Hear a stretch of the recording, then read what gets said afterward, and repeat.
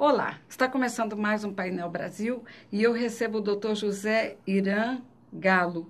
Ele é relator da resolução sobre reprodução assistida do Conselho Federal de Medicina.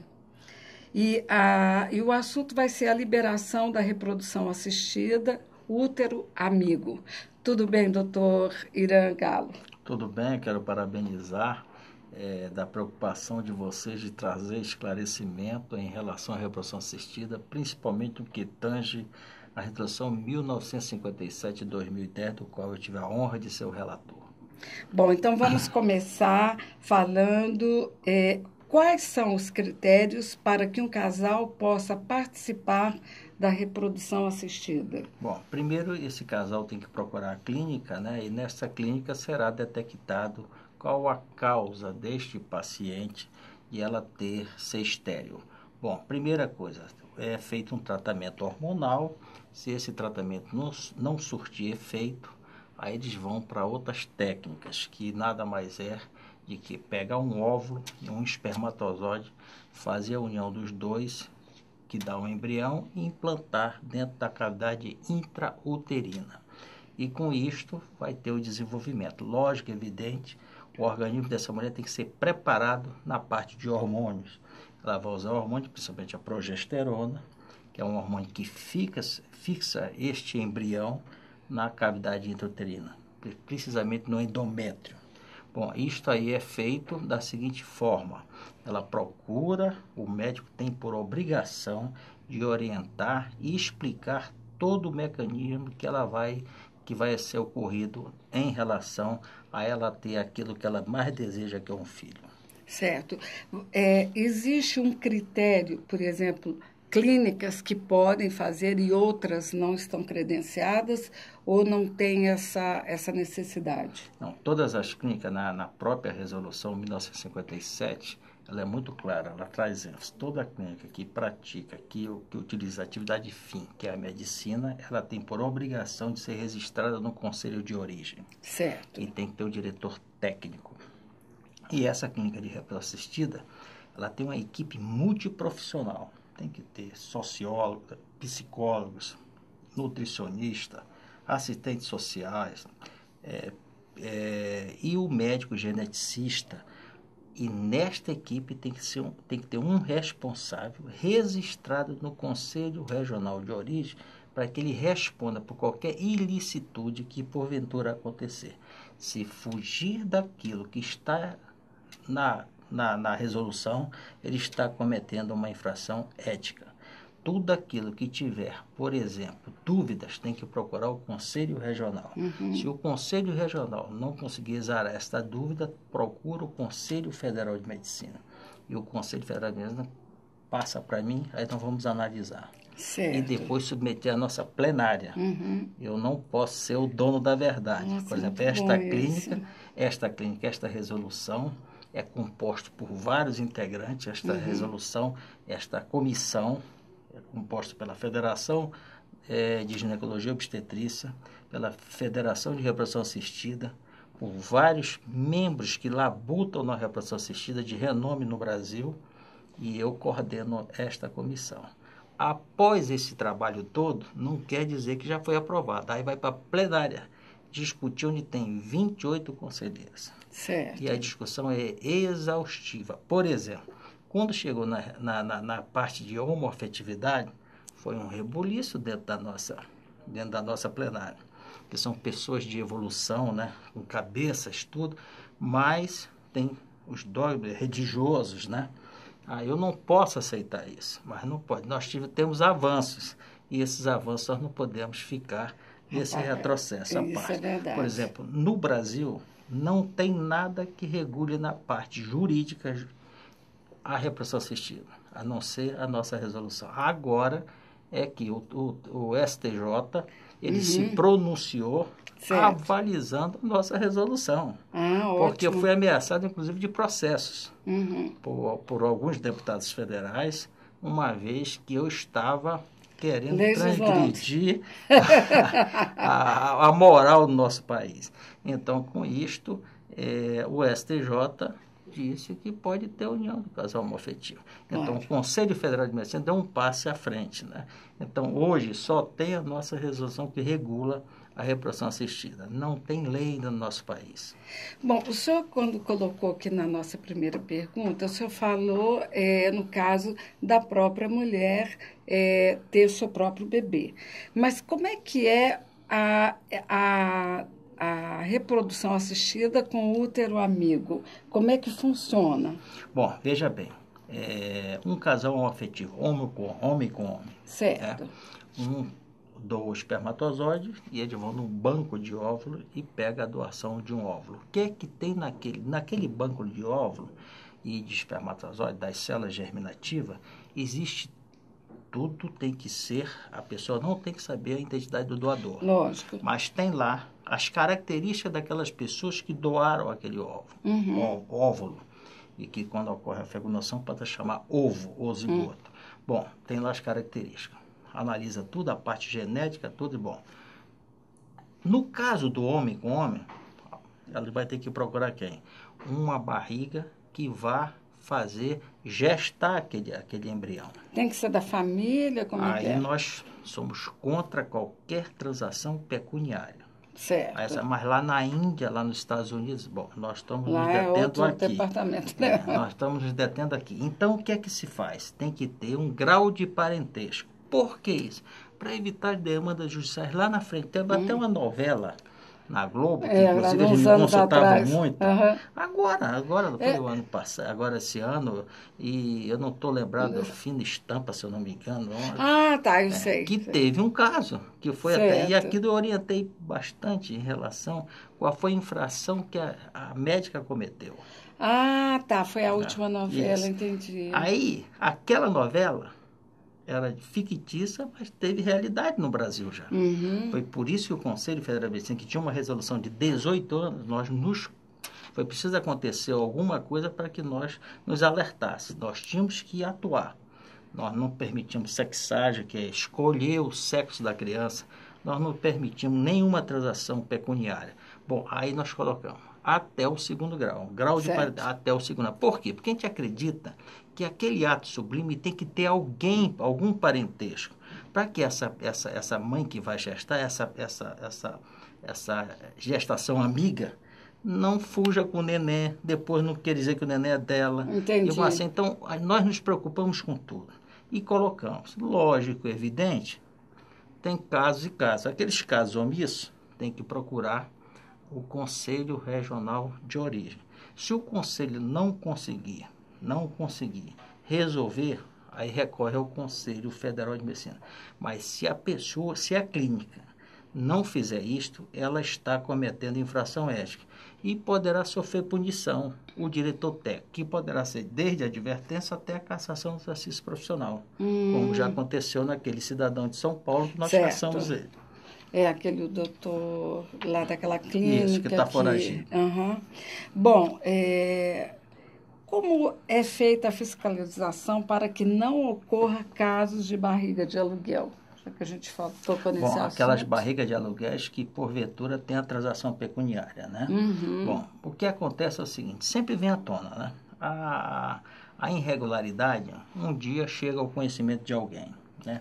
A pessoa engana 1, 2, 3, mas não consegue enganar 1000.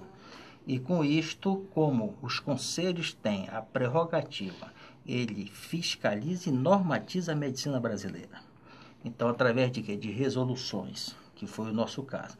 Qualquer clínica que não seguir as determinações emanadas dos conselhos regionais e do Conselho Federal de Medicina, esta clínica está cometendo uma ilicitude ética. Mesmo porque isso tem um controle. Ninguém pode fazer isso num hospital qualquer, não é uma coisa, não é uma técnica que qualquer pessoa domine. Não é uma técnica que qualquer pessoa domine, e esta clínica ela tem que estar registrada no Conselho Regional. E anualmente ela tem que tirar o seu alvará de funcionamento. Todas as vezes que ele vai renovar o alvará, vai um fiscal nesta clínica verificar como é que está a situação, se essa clínica está funcionando dentro dos padrões éticos, que nós só regimos a parte ética. Com isto, se tiver qualquer caso, porque veja bem, quando acontece uma demanda, a clínica faz sem seguir a resolução, isto é, não pega o grau de parentesco segundo grau, e aquela pessoa é lesada, ela vai procurar o conselho. Ela vai chegar e dizer, olha, eu fui enganado porque o diretor técnico da clínica não me disse isso, que a pessoa poderia fugir com o meu filho. Nossa Senhora. E com isto o conselho vai em cima da clínica. Nós consideramos isso uma infração grave. Certo. Portanto, o conselho regional vai tomar as atitudes cabíveis. E poderá ser desde a advertência até a cassação. São 5 apenações que nós damos àquela pessoa que transgride o Código de Ética Médica. Então, portanto, a nossa maior preocupação é que a barriga de aluguel, que nós chamamos barriga úteros de substituição, não vira o mercado persa. Isto é, não comece a gerar um comércio que vai trazer problema para aquele casal. A nossa preocupação mais é com aquele ser indefeso que está aí. É essa que é a preocupação do Conselho. Nós vamos reunir agora novamente a comissão toda, dia 16 de outubro, e vamos discutir outros assuntos, outros avanços que nós poderamos colocar nesta resolução. Porque é uma gama, né, doutor? Cada dia é uma coisa, um lance novo, enfim. O homoafetivo. E isto mexeu nacionalmente, né, com os dogmas que nós tínhamos na nossa sociedade. Mas aí vem a igreja. Não, toda criança tem que ter um pai e uma mãe. Sim, mas todas as pessoas têm direito a ter um filho. Com certeza. Todas as pessoas têm direito a ter um filho. Eu tenho minhas opções e eu respeito as opções das pessoas. Tem que ser assim. Então, nós temos que respeitar. Desde que também a outra tem que me respeitar também. Não é preciso a gente chegar, um casal está se beijando na frente de todo mundo. Não só de hétero, como de homo. É verdade. A gente não pode fazer isso. Por quê? Porque ainda a nossa cultura não permite ainda no Brasil. Aí para fora você vê na Europa tudo, mas nós temos que nos deter no Brasil. Mas nós estamos muito avançados. Esta resolução foi um avanço na reprodução assistida e vai ser melhor avanço ainda nesta nossa reunião que nós vamos ter dia 16, onde vai estar presente as maiores autoridades na reprodução assistida.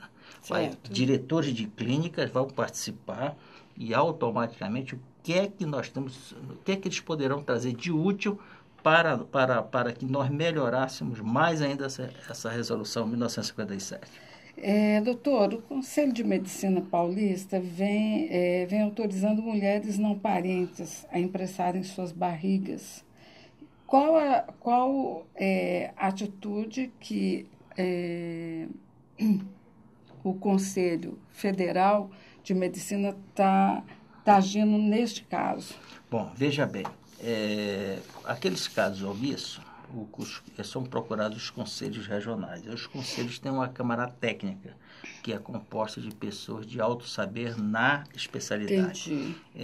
Eu vi essa reportagem num jornal de grande circulação do nosso país e já perguntei já de São Paulo quais foram os casos que eles autorizaram ferindo a resolução de 1957 e se tem embasamento legal, embasamento ético. Com certeza deve ter. Eles estão remetendo para nós qual foi o embasamento dessa liberação. Eles não têm autonomia, São Paulo, nem Conselho Regional de Medicina nenhum, de autorizar ferindo a resolução sem ter um embasamento técnico e científico.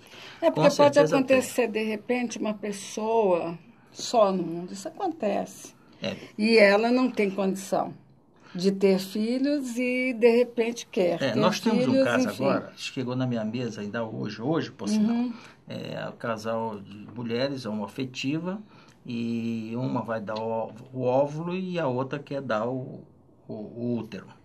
É óbvio que não tem amparo dentro da resolução, mas tem que ser analisado. Por que elas não querem procurar um parente? Bom, por quê? Este casal está feliz agora, mas daqui a pouco pode não estar e uma se mandar com a criança. É verdade. E automaticamente, se esta clínica não comunicar ao Conselho Regional de Medicina por que ele autorizou, automaticamente a clínica vai ser responsabilizada. Então, eu acredito que o Conselho de São Paulo deve ter autorizado nesses casos, porque isso, muitas vezes eu não tenho parentesco de segundo grau, mulher que vá fazer esse Tá ato certo. sublime que é levar uma gestação para mim. Então, é por isso que nós temos que analisar caso a caso. Eu já consultei o Conselho de São Paulo para saber se, na realidade, por que eles Ocorreu ou autorizaram. não. Com certeza tem embasamento Tá ético, certo. técnico, legal. Que tá dentro da resolução. Doutor Galo, se alguém quiser mais informação, qual é o endereço da página do Conselho Federal? É procurar o Conselho Federal, nosso portal, né? Nosso portal do Conselho Federal de Medicina. Se quiser escrever para o Conselho Federal de Medicina, pode escrever, que nós respondemos todas as perguntas que chegam ao Conselho Federal de Medicina em relação à reprodução assistida, independente de ter passado pelo regional, eu respondo. Então, qualquer dúvida aos telespectadores em relação à reprodução assistida, só entrar em contato conosco no Conselho Federal de Medicina, no portal do Conselho Federal de Medicina, e automaticamente chega às minhas mãos e eu respondo com certeza. Pode ser que... E ligar para o Conselho Federal de Medicina se quiser também, e entre em contato conosco. E eu tenho o maior prazer de ajudar essas pessoas, que eu sei o que é. É aquela pessoa que quer ter um filho e não consegue ter. E muitas vezes ela não pode ser enganada numa clínica de reprodução assistida. Com certeza. Ela tem que ter, que é um ato sublime. É por isso que a clínica de reprodução assistida, ela tem que... A primeira coisa que a pessoa tem que saber, se essa clínica está registrada no Conselho Regional de Medicina. Se não tiver, ela é clandestina, então tem que tomar cuidado. Porque depois, para que não aconteça, aquelas clínicas famosas, a senhora viu o que aconteceu em São Paulo. Aconteceu o que aconteceu, então por isso é que o Conselho Federal de Medicina tomou todas as atitudes possíveis e imaginárias para que evite que aquela pessoa que procura uma clínica não seja lesada. Com certeza. Bom, adorei falar com o senhor a esse respeito. Eu acho de extrema importância, porque realmente toda mulher quer ser mãe e os homens querem ser pais. E dessa forma democrática e ética com que eu tive a oportunidade de me aprofundar um pouco mais a respeito da sua resolução, eu achei um trabalho extraordinário e queria parabenizar todos esses avanços que o Conselho Federal de Medicina do nosso país conseguiu fazer. Muito obrigada. Muito obrigado. Fica o convite para a senhora para o dia 16, se a senhora quiser saber alguma coisa. O que é que saiu desta reunião? Maior prazer. Então, vamos fazer o seguinte, depois do dia 16, o senhor viria aqui e conta para os nossos internautas. A nossa querida jornalista ali. Com certeza. Então, fica agendado para a gente conversar sobre o assunto. Muito obrigado. É o maior prazer em vir aqui. E para a gente também, doutor Galo. Muito obrigada. Muito obrigado.